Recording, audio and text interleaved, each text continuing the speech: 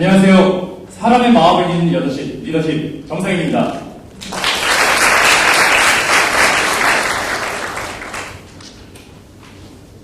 이 영광스러운 자리에 제가 첫 순서가 됐는데요. 지금 사실 매우 긴장되고 몹시 떨립니다. 오늘 저희 발표로 여러분의 마음을 열었으면 좋겠습니다. 발표 시작하겠습니다. 제가 어렸을 때 저희 아버지께서는 회사와 대학원에서 리더 역할을 하셨습니다. 그리고 여느 사내아이처럼 아버지를 존경했었던 저는 커서 훌륭한 리더가 되겠다는 꿈을 가졌습니다. 그 시절에 아버지께서는 강한 카리스마와 추진력, 그리고 자신감이 넘치는 리더셨는데요.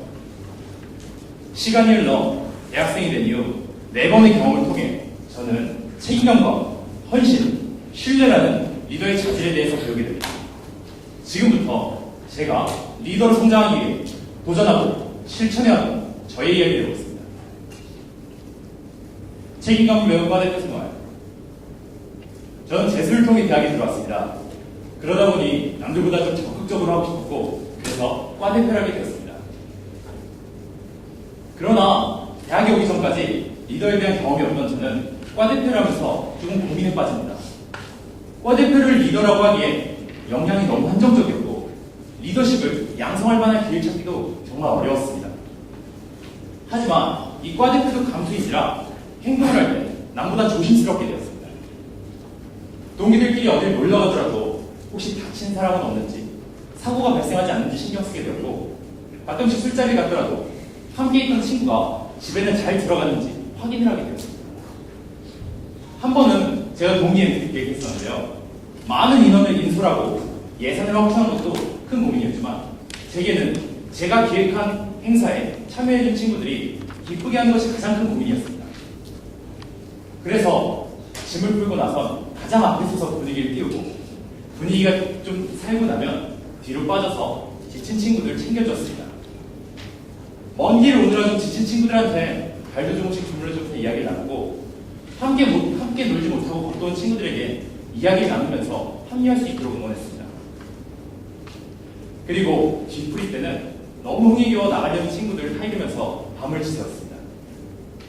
그렇게 행사는 즐겁고 아무 사고 없이 잘 마무리되었고 저는 이날 밤을 지새면서 작은 집단의 리더에게 도착하게 되는 책임감이 무엇인지 배우게 됩니다. 인사와 칭찬은 신뢰를 만들어줍니다. 대학교 1학년을 마친 저는 전공에 대한 고민이 생깁니다. 그래서 교수님께 찾아가 몇 차례 상담을 받았고 고민 끝에 경제학부로 전공하게 되었습니다. 전과 후에 전공은 정말 재밌었습니다. 하지만 1학년을 건너뛰고 2학년이 된 제게 해야 할 공부는 너무도 많았습니다. 그래서 18학점을 시청이 들었지만 청강까지 하면 24학점이나 듣고 있던 저는 제가 조금만 노력하면 수업을 함께 듣는 동기나 선후배를 사귈 수 있겠다는 생각이 들었습니다. 그래서 그때부터 함께 수업 듣는 사람이라면 누구에게나 인사하기로 결심했습니다. 잘 모르는 사이에 손인사라면 거북해할 것 같아서 선후배나 동기 상관없이 항상 고개 숙여 인사했습니다. 모두가 끼리끼리 달리는 터라 처음에는 무시를 하기도 하고 민망해하던 사람들이 한두 달씩 인사를 반복하니까 제 인사를 받아주기 시작했습니다. 그때부터 저는 매 수업 시간마다 이 자리, 저 자리, 자리를 바꿔가면서 다양한 사람과 인사를 했는데 인사를 하면서 말을 틀 수 있었습니다. 그때부터 저는 그 사람에게 관심을 갖고 그 사람이 잘하는 것을 칭찬해 주었습니다. 옷이 예쁘다는 작은 것부터 전공 지식에 관련된 것까지 항상 다른 사람의 장점을 보고 칭찬해 주었습니다.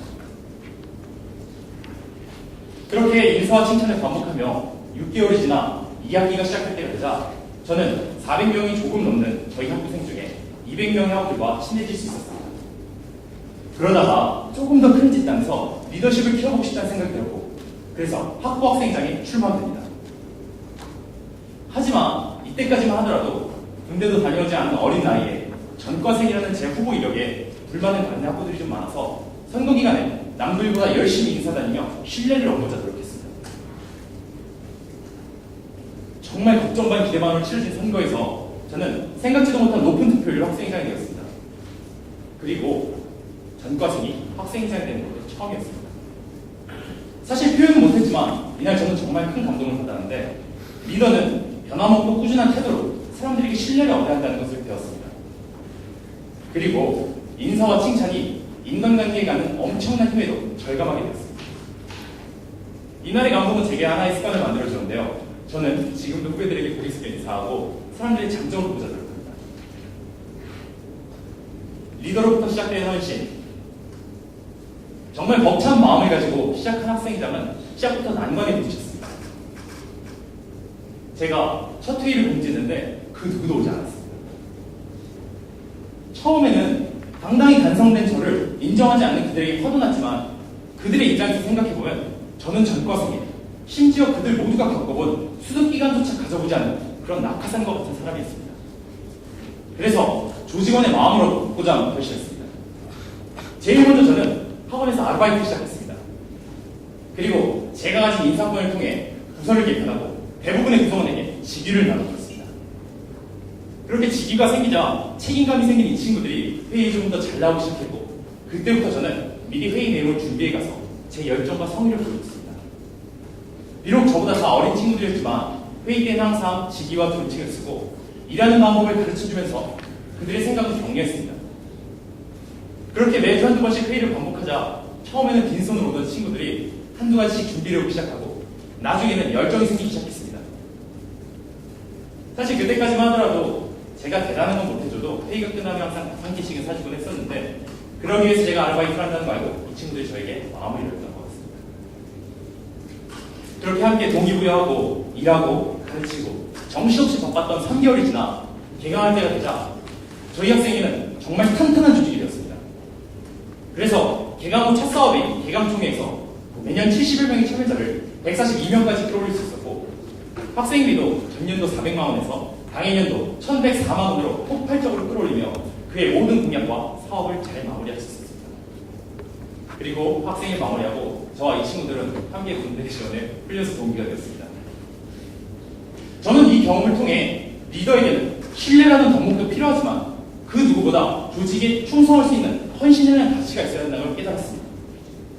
정말 아이러니하게도 조직에 대한 충성은 밑에서 시작되는 것이 아니라 위에서 시작되고 위로부터 요구되는 것이었습니다. 맹시대로 과거를 범하다 학생회장을 잘 마무리한 저는 대활동과 공모전을 시작했습니다.